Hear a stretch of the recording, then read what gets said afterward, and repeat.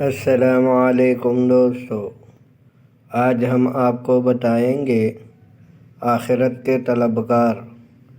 بعض اکابر نے ایک جامع مسجد کسی شہر میں دیکھی اور فرمایا کہ میں نے اس مسجد کو شاہ خرم سے بنی دیکھی ہے۔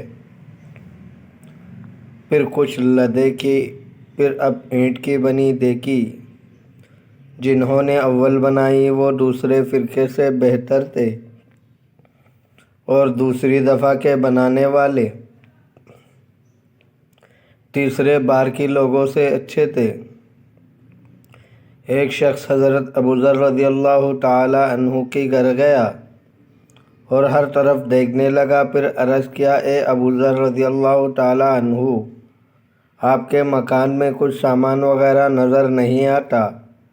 آپ نے فرمایا، ہمارے ایک اور مکان ہے، اچھی چیزیں ہم وہاں بیچ دیتے ہیں۔ اس نے عرض کیا، جب تک آپ اس مکان میں رہیں، جب تک کچھ اسباب یہاں بھی چاہیے۔ آپ نے فرمایا، گھر کا مالک ہم کو اس میں رہنے نہیں دے گا۔ جب حضرت عمر بن سعد رضی اللہ تعالی عنہ جو امیر حمص تھے، حضرت عمر رضی اللہ تعالی عنہ کی خدمت میں حاضر ہوئی اور آپ نے پوچھا، تیرے پاس اس دنیا سے کیا ہے؟ انہوں نے فرمایا، ایک لاٹھی ہے جس پر تکیہ کرتا ہوں، اگر سانپ وغیرہ مل جائے تو مار ڈالتا ہوں، اور ایک توشہ دان ساٹھ ہے جس میں کانا رہتا ہے، اور ایک پیالہ ہے جس میں کانا کھاتا ہوں اور سر دھوتا ہوں، اور ایک لوٹا ہے جس میں میں پینے اور وضو کرنے کے لیے پانی رکھتا ہوں۔ اس کے سوا دنیا میں جتنی چیزیں ہیں وہ انہی کے تابع ہیں۔ آپ نے فرمایا، تو نے درست کہا، اللہ تعالیٰ تجھ پر رحم کرے۔ حضرت حسن رحمۃ اللہ علیہ فرماتے ہیں کہ میں نے 70 نیک بندے ایسے دیکھے ہیں، ان کے پاس بجز کپڑے کے اور کچھ نہ تھا۔ ان میں سے کسی نے زمین پر کوئی کپڑا نہیں بچھایا، جب سونا چاہا زمین ہی پر اپنا جسم لگا کر کپڑا اوپر ڈھانک لیا۔ حضرت امام احمد بن حنبل رحمۃ اللہ علیہ نے ابو بکر مزوری سے فرمایا کہ فلاں فقیر کو اجرت معمول سے کچھ زیادہ دینا۔